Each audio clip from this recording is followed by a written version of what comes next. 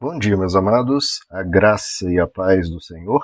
Eu sou o pastor Rômulo Pereira, da Igreja Batista Palavra da Graça, e hoje nós vamos estudar os Atos dos Apóstolos, capítulo 14, verso 22, que nos diz: fortalecendo os discípulos e encorajando-os a permanecer na fé, dizendo: é necessário que passemos por muitas tribulações para entrarmos no reino de Deus.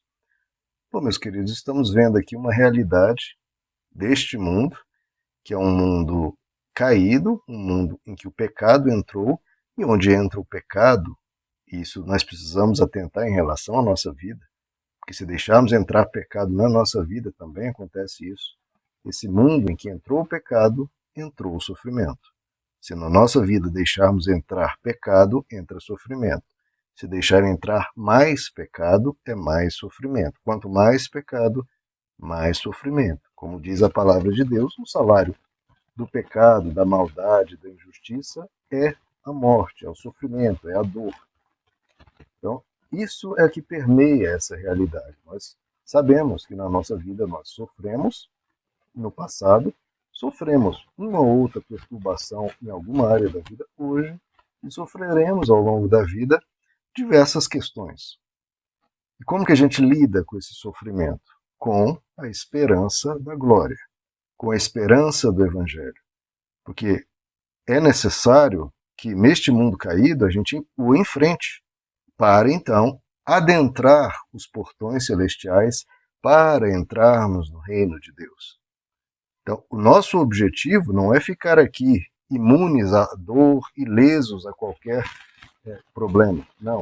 O nosso objetivo é o reino de Deus. Lá sim, estaremos imunes à dor, ilesos de qualquer pecado ou maldade. E como a gente entra lá? Perseverando na fé e atravessando essas muitas tribulações. Veja a expressão que o apóstolo Paulo utiliza. É necessário que passemos. A gente tem que passar pela tribulação. Não é ficar nela. Porque tem muitas pessoas que entram na tribulação, lamentam, né, sofrem, se vitimizam, mas muitas vezes não tomam as atitudes devidas para sair dessa tribulação, para passar, atravessar. Porque o objetivo de Deus é, se por causa da contingência, das circunstâncias deste mundo, a gente tem tribulações, que a gente não permaneça nela, que a gente passe por ela e chegue do outro lado. E isso, então, depende muitas vezes de ações nossas, de atitudes nossas para enfrentarmos essa tribulação. Porque nós não a enfrentamos de forma passiva, ficando quietos, ficando somente sofrendo aquilo. Não, nós temos em Deus o poder e até o dever por nós mesmos, por amor próprio, de atravessar essa tribulação.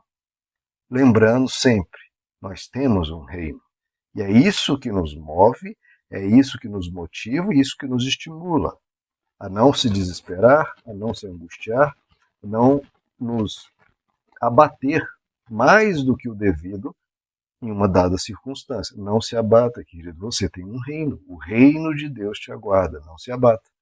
Por isso que o apóstolo Paulo chegava a utilizar as expressões, como lá em 2 Coríntios capítulo 4, porque a nossa leve e momentânea tribulação. Meu Deus, se eu for pensar as tribulações que o apóstolo Paulo passou, de perseguição, de prisão, de apedrejamento, de todo tipo de calúnia e perigos que ele atravessou, até mesmo naufrágios, até mesmo circunstâncias naturais, também, entre aspas, causadas pela maldade humana. Mas o que, como ele chama essa tribulação? Leve e momentânea. Momentânea, por isso, de novo, a gente passa pelas tribulações. Lembre-se, ela é momentânea. E é leve, mas como assim leve? Ainda mais, não estamos falando de alguém, né, que nasceu em berço, né, de um filho de um rico, que não passa por nada, uma pessoa mimada. Né? Estamos falando do apóstolo Paulo, que sofreu horrores. Como ele pode chamar isso de leve? Foi leve? Não, claro que não é leve, não é louco de pensar isso. É leve comparado ao que nos aguarda. É o que ele continua dizendo, porque a nossa leve e momentânea tribulação produz para nós cada vez mais abundantemente um eterno peso de glória. Então veja, é leve e momentânea porque você está com o olhar em outro lugar. Porque é o que ele diz. Porque nós não estamos atentando para as coisas que se veem, sim para as que não se veem, porque as que se veem são temporais, enquanto as que não se veem são eternas. Então, queridos, nós precisamos saber o que é eterno? A nossa dor? Não, ela é temporária. O que é eterno? O reino de Deus? Sim. E lá é perfeito, lá será eternamente de gozo e de paz. Então, o que nós precisamos fazer? Alvo no que é eterno. Então, o apóstolo Paulo diz, olha, nossa leve e momentânea tribulação não há de se comparar com o eterno peso de glória que nos aguarda.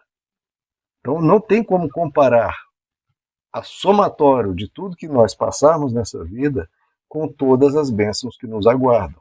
Então, é isso que tem que estar diante do nosso olhar, diante do nosso coração.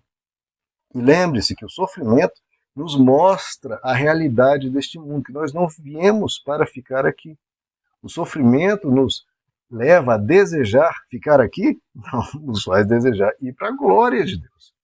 Então o sofrimento também nos acorda, nos faz lembrar que a nossa morada não é aqui, nossa morada é celestial. E o sofrimento nos faz desejar ir para essa morada. É igual um bebê, o bebê está na barriga da mãe. Lá é quentinho, lá é confortável, lá ele não precisa trabalhar, tá? É uma vida perfeita, ele é suprido, tem tudo ali para ele.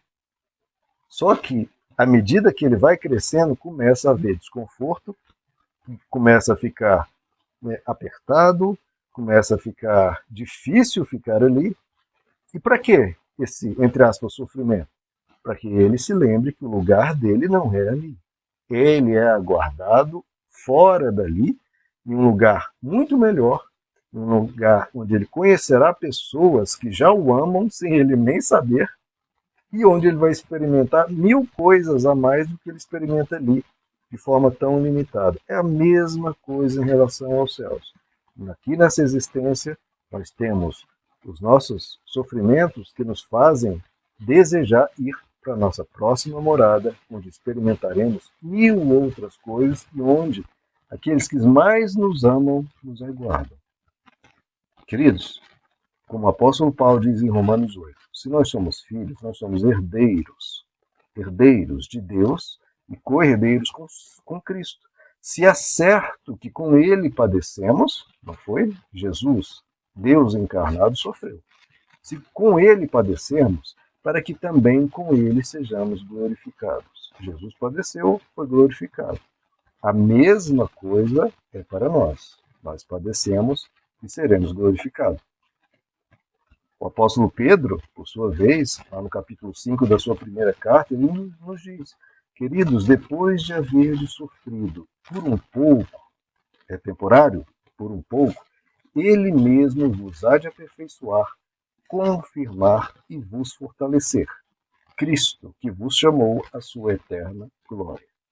Nós, queridos, vamos sofrer um pouco, sim, mas nós somos chamados a uma eterna glória. E ele há de nos conduzir, confirmar, fortalecer e aperfeiçoar até lá. Segure-se em Cristo, se apoie em Cristo, tenha fé em Cristo e persevere. Jesus disse, olha, queridos, eu tenho-vos dito todas essas coisas que eu tenho dito e ensinado para que em mim tenhais paz. Em mim tenhais, não nas circunstâncias, em mim, diz Jesus, tenhais paz. No mundo, vocês terão aflições. Então não é no mundo que você vai encontrar paz. Nesse mundo caído, você vai ter aflições. Onde você vai encontrar paz? Nele. E ele diz, tenha um bom ânimo. O que é esse bom ânimo? Ora, leve tudo com calma, com leveza, com tranquilidade. Tenha um bom ânimo, tenha um certo bom humor. Leve as coisas com leveza. Não exagere no desespero, em como encara as coisas de forma pessimista, de forma pesada demais ou sofrendo demais. Não erga a cabeça, tenha bom ânimo, prossiga, vamos adiante. Passe por essa tribulação, atravesse-a, não fique aí, tenha bom ânimo. Leve tudo o máximo possível na esportiva, leve o máximo possível com bom humor, o que não der para ser assim, segure firme, atravesse, meu irmão. Vamos para o outro lado. E vamos perseverar, que é o que Jesus diz. Aquele que perseverar até o fim será salvo. Então persevere. E deixa-me concluir aqui com um texto belíssimo que o apóstolo Pedro nos recomenda. Em 1 Pedro capítulo 4, ele nos diz: Amados, não estranheis a ardente provação que vem sobre vós para vos experimentar, como se coisa estranha vos acontecesse. E às vezes a gente estranha, né, queridos? Poxa, se eu sou de Deus, se eu tenho um bom coração, por que vem essa provação? Então ele fala, olha, ele fala duas vezes: não estranheis essa ardente provação. E como se coisa estranha, de novo essa expressão, não estranheis, e depois, como se coisa estranha vos acontecesse. Não, queridos, apesar de o nosso coração ter sido tocado pelos céus, o nosso ser ainda está aqui na terra. Estamos ainda no mundo caído, no mundo em que o pecado está espalhado por aí. Mas então ele diz, olha, não estranhe nada disso, mas regozijai-vos, alegrem-se, por serdes participantes do quê? Do que o próprio Cristo participou, por serdes participantes das aflições de Cristo, para que também, na revelação da sua glória, vos regozijeis e exulteis. Lembre-se, queridos, você vai regozijar e vai exultar tremendamente quando ele se manifestar. E ele continua, se pelo nome de Cristo sois injuriados, sim, porque muitas vezes, por nós estarmos buscando a Deus, nós somos desprezados ou tratados de forma injusta. Bem-aventurados sois, porque o Espírito da glória e de Deus repousa sobre vós. Da parte deles, ele é blasfemado, mas de vós, glorificado. Que nenhum de vós, entretanto, padeça como homicida, ou ladrão, ou malfeitor, ou como quem se intromete em negócios alheios. Mas, se padece como cristão, não se envergonhe. Antes, glorifique a Deus neste nome. Não importa, então, queridos, o tipo de sofrimento que você esteja passando, seja perseguido pela sua fé, seja por causas naturais, seja pela maldade e injustiça humana, a resposta do Evangelho é sempre a mesma. Tente atravessar isso com o máximo de bom ânimo possível. E, de novo, atravessar. Atravesse, meu querido. Não fica aí, não. Atravesse com bom ânimo. Não deixe a tristeza entrar e tomar conta, não deixe o desespero te abater demais, não. Atravesse e com bom ânimo.